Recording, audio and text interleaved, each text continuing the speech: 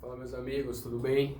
Hoje no canal Jus Atual vamos falar um pouquinho sobre povos tradicionais, principalmente as comunidades indígenas, em especial porque no dia 9 de agosto foi o Dia Internacional dos Povos Indígenas. Então, em comemoração aí à semana, vou falar um pouquinho sobre titulação de terras, demarcação de terras indígenas, sobre a relação dessas comunidades tradicionais com as suas terras. Recentemente também fui ao sul da Bahia, em Porto Seguro, em uma missão do Conselho de Direitos Humanos, como defensor regional de direitos humanos, substituto aqui na Bahia, para justamente intermediar um conflito de terra entre povos tradicionais e alguns particulares lá da região. Portanto, por ser um tema que é muito cobrado em provas objetivas de concursos da DPU, concursos federais em geral, no IPF, magistratura federal, eu resolvi trazer aqui para vocês. O primeiro ponto que eu quero que vocês tenham em mente é a Convenção 169 da OIT, Organização Internacional do Trabalho. Sempre que vocês se depararem com a questão dissertativa, é importante contextualizar o tema preferencialmente com um tratado, uma convenção internacional. E a Convenção 169 trata justamente sobre os direitos dos povos tradicionais. Dentre vários direitos, o reconhecimento às suas terras, aos seus costumes e tradições, ou seja, às suas formas de fazer, viver e criar.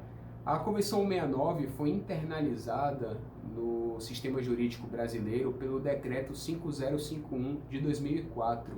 Então é muito importante que vocês vão lá no seu vademecum e marquem com o marca-texto para uma eventual consulta numa prova dissertativa, ok?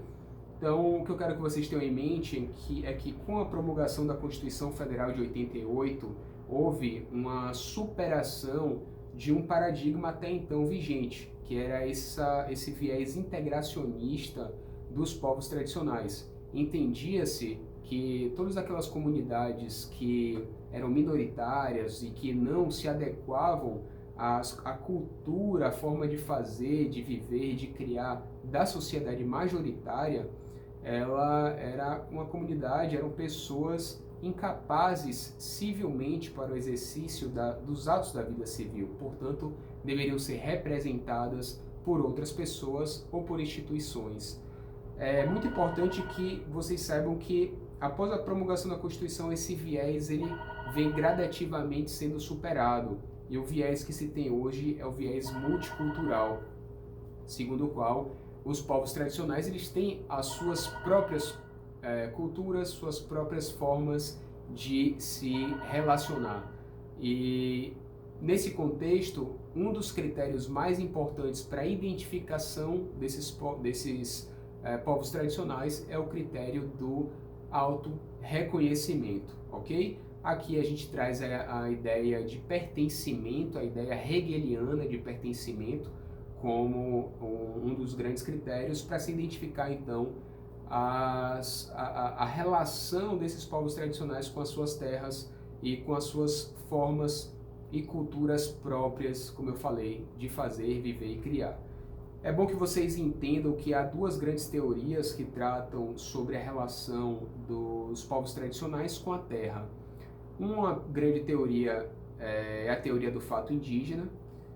Ela entende que haverá a necessidade ou a garantia, o reconhecimento da relação daquele povo tradicional com a sua terra se ele estiver na posse da terra à época da promulgação da Constituição de 88. Portanto, há aí um marco temporal importante para se garantir o direito à titulação se forem povos tradicionais quilombolas ou a demarcação se forem povos tradicionais indígenas. O Supremo Tribunal Federal tem uma súmula 650, súmula essa que cai bastante em provas, que reconhece justamente, adota justamente essa ideia da teoria do fato indígena, segundo a qual o artigo 20, incisos 1 e 11 da Constituição não se aplicam a terras de aldeamentos extintos, ainda que ocupadas em passado remoto.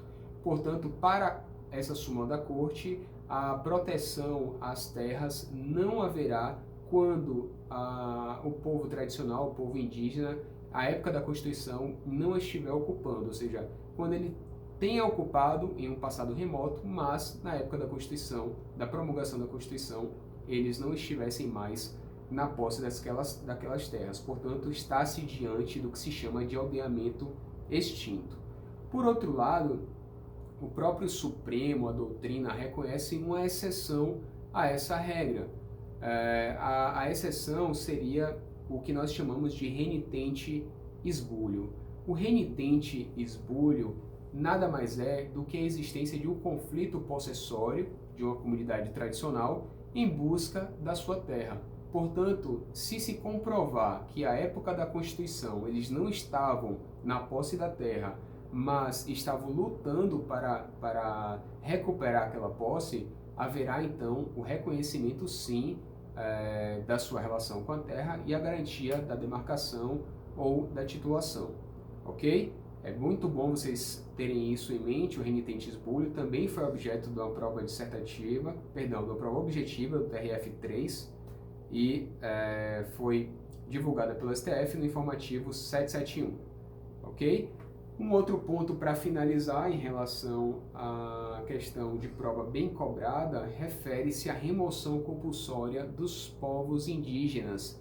Isso está no artigo 231, parágrafo 5º da Constituição. A Constituição veda a remoção compulsória. No entanto, há algumas exceções, e são bem essas exceções que são cobradas. A primeira exceção refere-se à catástrofe e à epidemia, ou seja, no caso de catástrofe e epidemia, é possível que os povos tradicionais sejam removidos compulsoriamente e de imediato, contudo que posteriormente ao ato haja um referendo do Congresso Nacional, ou seja, a remoção imediata há de referendo do Congresso Nacional. E aqui fiquem atentos que a confirmação, o referendo, é do Congresso Nacional e não do Senado, como muitas provas fazem crer. A outra exceção é no caso de interesse nacional. Neste caso, contudo, a autorização deve ser prévia do Congresso Nacional. Portanto, vejam, epidemia e catástrofe, diante da urgência, da premente necessidade, a autorização é posterior. No caso de interesse nacional, por não haver urgência, a autorização do Congresso Nacional é prévia, ok? Um grande abraço, até a próxima.